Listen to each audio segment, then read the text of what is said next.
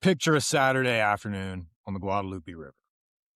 You got yourself your floating cooler, the sun's out, the weather's hot, the water's cold, you got a Shiner Bock in your hand, kids are screaming, it smells like sunscreen and summer. You know exactly what I'm talking about. You've either been there or you've driven past it and thought, man, that looks like a good time. Now picture that same river with 600,000 gallons of treated wastewater draining into it every single day from one development, then another, then another. That's not a hypothetical. That's the actual permit application sitting in front of the Texas Commission on Environmental Quality right now from one Lennar home subdivision outside of Fisher, Texas. And there are more behind it. If you've been following me for a while, none of this is coming out of nowhere. We covered how Canyon Lake hit historic drought lows. We did the YouTube video and the Substack article. I think we called it Drought Data and Drama. We covered how Texas quietly handed oil companies full legal immunity to discharge treated wastewater with zero liability for what happens downstream.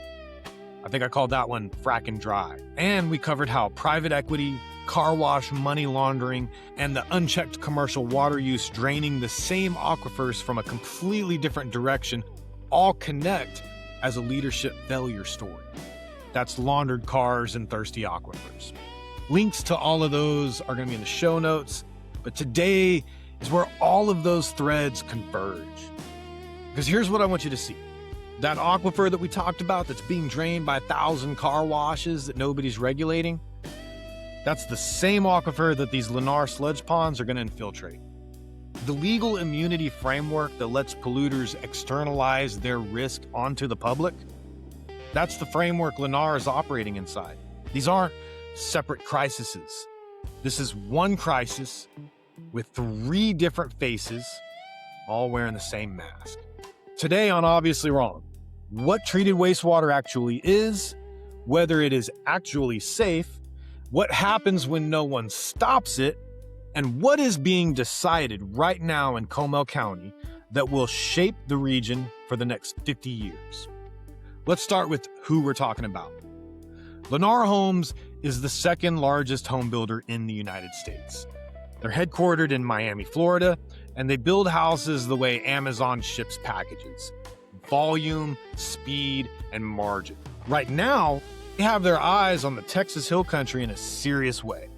We're talking about multiple large subdivisions in and around Comal County, all moving simultaneously, all requiring private wastewater treatment plants, and all wanting to discharge into waterways that flow into the Guadalupe River. The 3 you need to know about.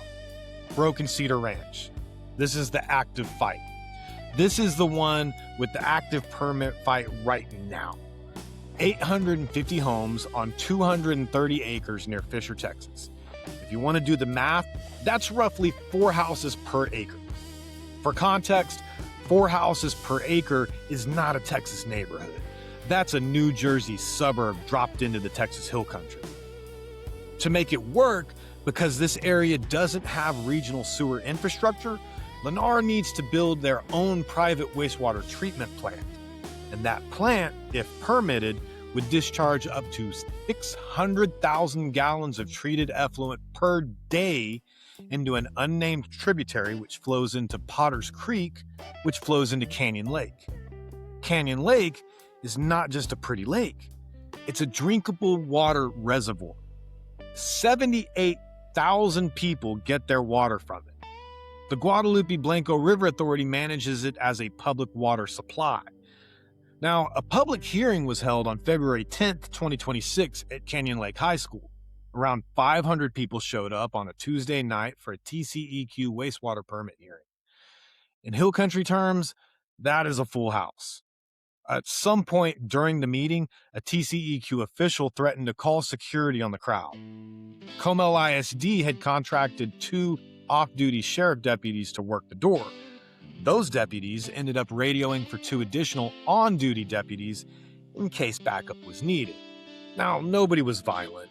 Nobody was threatening. As one attendee put it afterwards, quote, "They were only ever talking about water," end quote. The quote that circulated afterwards, and we'll come back to in full, came from Kristen Hoyt, former Comal County tax collector, who stepped up to the mic and delivered the clearest summary of this entire situation that I've heard from anyone in elected life. We'll get there. It's good. It's solid gold. Okay, the next development is Simmons Valley in Spring Branch. Now, on this one, we're talking about 718 homes plus a 31-acre business park, also in Comal County. Also wants to discharge into a creek feeding the Guadalupe River Basin. The Greater Edwards Aquifer Alliance actually suggested an alternative here. Use the reclaimed water to irrigate nearby Jumbo Evans Sports Park instead of dumping it in the creek. Lennar hasn't exactly been enthusiastic about that option. Then we have Comfort 590, the one they lost. This one is worth mentioning because it shows the grassroots can actually win sometimes. Lennar proposed over 1,100 homes with entitlements for up to 2,400 on 600 acres along Highway 87 north of Comfort, Texas. The population of Comfort, about 3,000 people. Residents organized, they staged town halls, they held rallies, and on December 22nd, 2024, Lennar quietly withdrew the wastewater permit application. No comment from the company on whether they'll try again. Sometimes the squeaky wheel gets the permit killed. File that away. Now here's the water context that nobody's talking about. The thing that makes all of this especially combustible right now. The reservoir that these developments want to drain treated sewage into, Canyon Lake, is currently at 60% capacity. The drought this region is in right now rivals in severity the drought of the 1950s, the one that ended Texas's agricultural economy as it existed and permanently shifted the state from rural to urban. So we're not talking about dumping treated wastewater into a full, healthy, high-flow reservoir. We're talking about dumping it into a stressed, partially depleted drinking water source during a historic drought. And the state regulatory agency's response to that context is permit under review. I want to spend some real time here because this is where the conversation usually goes off the rails in both directions. On one side, you have people saying, it's just treated water. It's fine. It meets permit standards. You're being emotional. On the other side, you have people saying they're pumping raw sewage into the drinking water. This is a criminal conspiracy. And both of these are wrong. Here's what's actually true. Treated wastewater, or effluent, which is the technical term, is water that came from toilets, sinks, showers, and washing machines. It went through a treatment plant, and it came out the other side having been processed. It is not raw sewage. The standard treatment stack has 3 steps. First, primary treatment. You settle out the solids and, screen out all the big stuff. Second, secondary treatment. You let microbes eat the organic material, which reduces what's called biological oxygen demand. Basically, how much oxygen the discharge will consume when it hits the river. More oxygen consumed means less oxygen for fish. Third, disinfection. Usually chlorine or UV light to kill most of the bacteria. That is what a basic discharge permit buys you. And at the end of that process, the water meets its permit limits. The regulators say it's compliant. The developer says it's safe. And they are technically correct, within the limits of what that permit covers. So let's talk about what the permit doesn't cover. And here's where it gets interesting. PFAS, or polyfluoroalkyl. You sure about that? Polyfluoroalkyl. You sure about that? Polyfluoroalkyl. You sure about that? Polyfluoroalkyl substances. The forever chemicals. They're in your non-stick cookware, your rain jacket, your food packaging, your firefighting foam. They don't break down in the environment. They accumulate in tissue.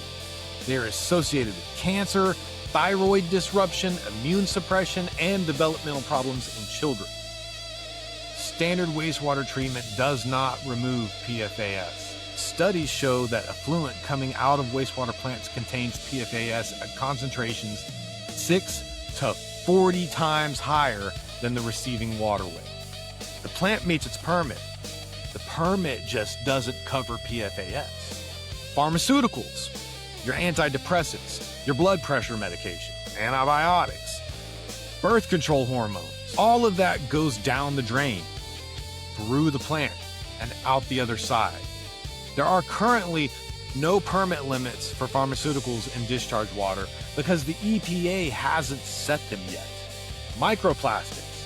Every time you wash a synthetic fabric, it sheds microscopic plastic fibers. Those go to the wastewater plant, and they come out in the effluent. Standard treatment doesn't fully remove them. Now, I want to be fair here. This is not unique to Lennar.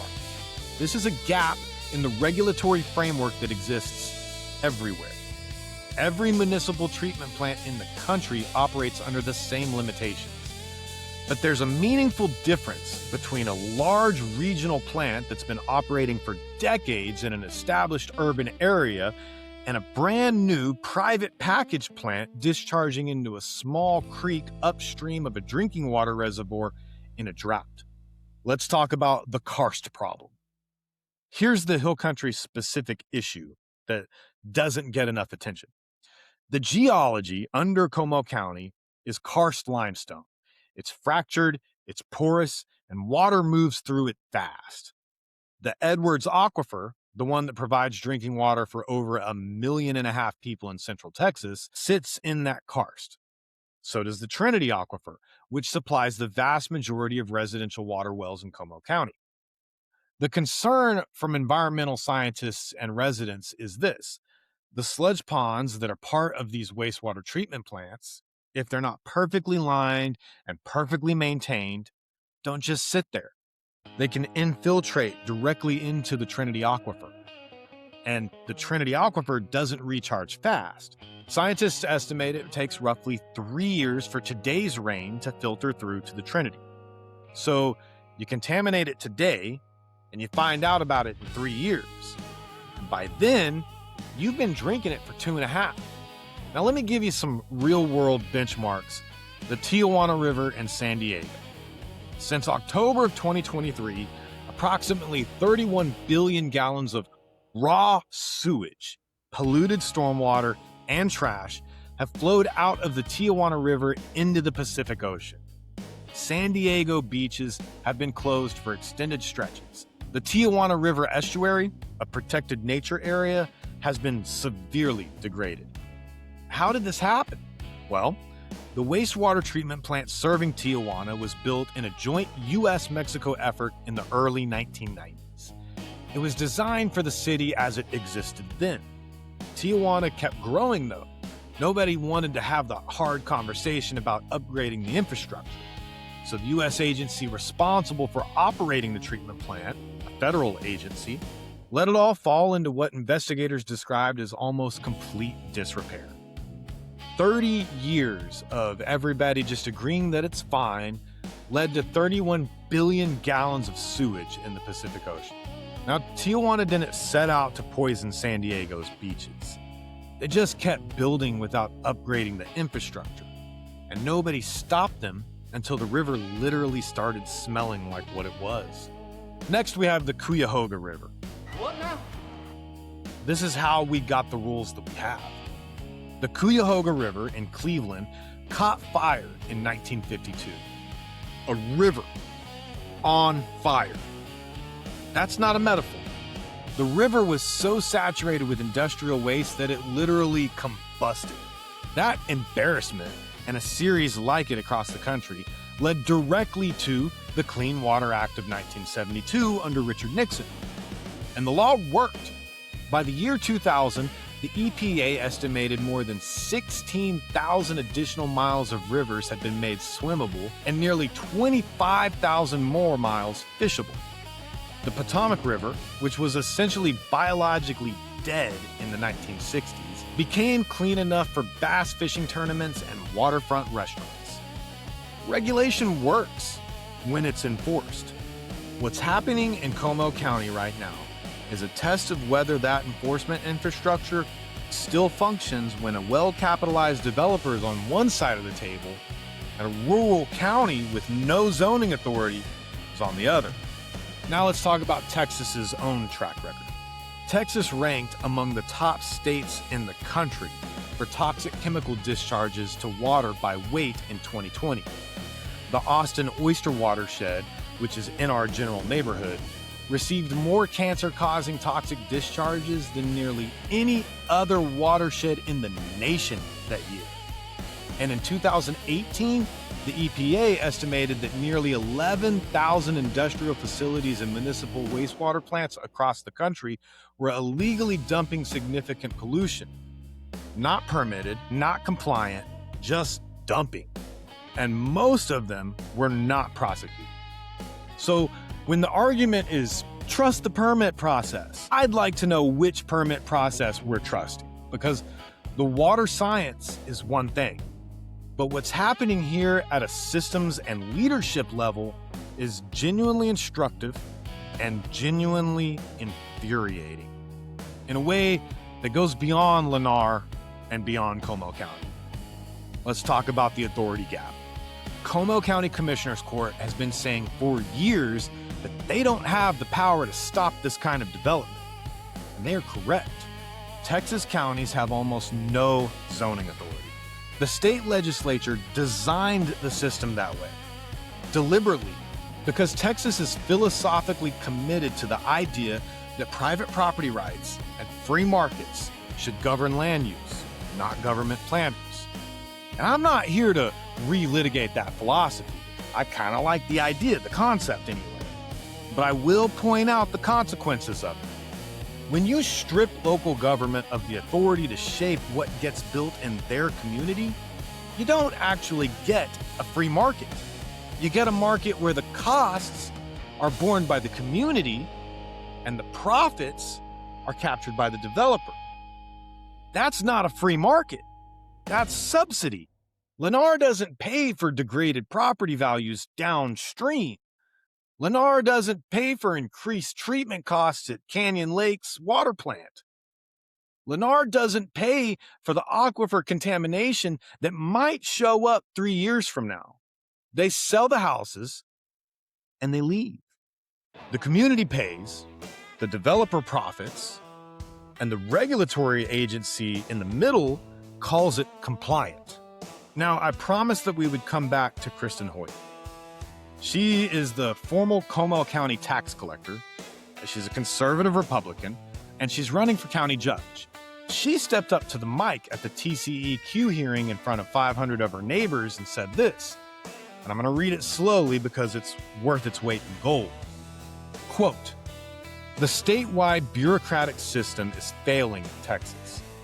Counties and local communities are left managing consequences, whether it's degraded water quality, strained infrastructure, or emergency response, without having the legal authority to stop or shape projects before harm occurs. That gap between responsibility and authority is a failure of our systems. We are reaching a point where continuing to approve facilities under existing standards is no longer sustainable." End quote. That's not a left-wing statement. It's not a right-wing statement. It's a description of a system where accountability has been severed from authority, and anyone who's ever run a business or managed a team knows exactly what happens in that situation. You get Lennar. Okay, now I want to talk about the oil immunity connection. At this point, I want to pull a thread from the frack and dry piece, because it's relevant in a way that I don't think has been fully connected in the coverage of this story. So, Texas passed a law allowing oil companies to sell and discharge treated oil-filled wastewater, produced water from fracking operations, with full legal immunity for what happens downstream. That law was sold as a water recycling innovation, and there is a version of that idea that makes sense, but the immunity piece is doing a lot of the work, because what full downstream immunity means is we have removed the financial consequence for getting this wrong. The company gets the upside. They can monetize water they used to have to dispose of. And the public absorbs the downside if the treatment doesn't work or if something the permit doesn't cover ends up in the water supply. Now look at Lennar. Same structure, private profit, permitted discharge, no liability. No liability for cumulative impact, for emerging contaminants, or for what happens to the Trinity Aquifer 5 years from now. And if you read Laundered Cars and Thirsty Aquifers, you saw that pattern from yet another angle. Private equity firms rolling into the car wash industry, squeezing the aquifer from a completely different direction with zero accountability for the aggregate draw. Car washes, fracking operators, housing developers, all different industries, different permits, same aquifer, same structure, profits up top, consequences buried underground. This is not a coincidence. It's a pattern. And the pattern is, in Texas, if you can get a permit, you can externalize the risk. So, what could actually change this? Well, there are a few pressure points worth watching. First, the Texas Water Company. In March of 2025, they did something that nobody expected. They suspended water supply commitments for 9 proposed developments in Comal County, including Broken Cedar Ranch. No water commitment, no development. That's the lever that actually stopped Comfort 590. It's the only lever local opponents have had that actually works. Second, House Bill 2265, introduced by Representative Kerry Isaac, who represents Comal County. This bill would allow the county, with voter approval, to actually implement zoning and land use regulations around Canyon Lake and the Guadalupe River. For Texas, that is radical. Texas counties don't zone. This bill would change that, at least for this corridor. Third, the GEAA and the contested case hearing process. Environmental groups successfully used this process against a rock quarry in Comal County. They fought it for years, lost in lower courts, and it's now pending before the Texas Supreme Court. It's slow and it's expensive, but it's a path. And fourth, frankly, people showing up. Over 1,000 people signed a petition on the Broken Cedar permit. 500 showed up on a Tuesday night to a TCEQ hearing and made the agency official threaten to call security. Comfort 590's permit got withdrawn. Those are not nothing. Now, I want to spend a few minutes on this because I don't want the takeaway to be treated wastewater is always bad and development is always the enemy. That's not the argument. Orange County, California, not exactly a hotbed of environmental radicalism, operates the groundwater replenishment system. They take treated wastewater and run it through advanced multi-step purification.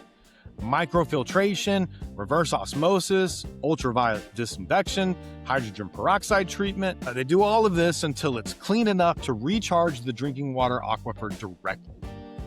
That water eventually becomes tap water, and it's been doing so since 2008. Singapore calls theirs new water. They use it for industrial processes and indirect potable reuse. They've built public education campaigns around it. They market it as a feature of national water security, not a necessary evil.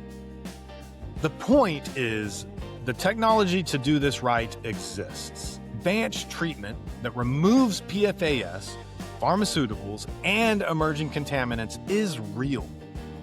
Beneficial reuse, using reclaimed water to irrigate parks, golf courses, and agricultural land instead of direct discharge into waterways, is real. The GEAA literally suggested Lennar pipe their reclaimed water to a nearby sports park instead of into Potter's Creek. Lennar's response to that suggestion was essentially, that costs more, which tells you everything you need to know about who is bearing the cost of the alternative. Here's the hashtag hard knock lesson from today's episode. Every system produces exactly the results it was designed to produce. A regulatory system that strips local government of zoning authority, that sets permit standards that don't cover emerging contaminants, that grants downstream immunity to polluters, and that reviews each permit in isolation without evaluating cumulative impact. That's the system that produced Comal County. And it was always going to produce Comal County. The people at the TCEQ hearing who felt like the agency had teamed up with Lennar against them, they weren't wrong about that dynamic. They were just misidentifying the cause. It's not corruption, not necessarily. It's structure. The structure rewards the permit applicant and externalizes the cost to everyone downstream, literally and figuratively. You can't fix structural problems with passion. You fix it by changing the structure. House Bill 2265, contested case hearings, water supply moratoria, showing up to every single TCEQ public comment period. Those are structural interventions. They're slow and they're expensive. They require sustained organizational energy, and they occasionally work. See Comfort 590. The Guadalupe River doesn't care about permit numbers. Canyon Lake doesn't care about compliance certificates. The Trinity Aquifer doesn't know what a municipal utility district is. The water just goes where it goes. And in the hill country, that's everyone's problem. This has been Obviously Wrong. I'm Mark Dalton Caples. Links to all of the prior coverage on this topic, the Canyon Lake drought video, the frack and dry piece, drought data and drama, laundered cars and thirsty aquifers, all of that's going to be in the show notes. Read them, share them, watch the videos. See you next time. I'm Mark Dalton Caples. This has been Obviously Wrong.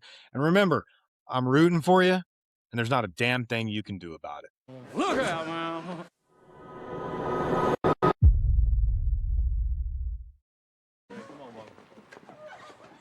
What the fuck was he talking about?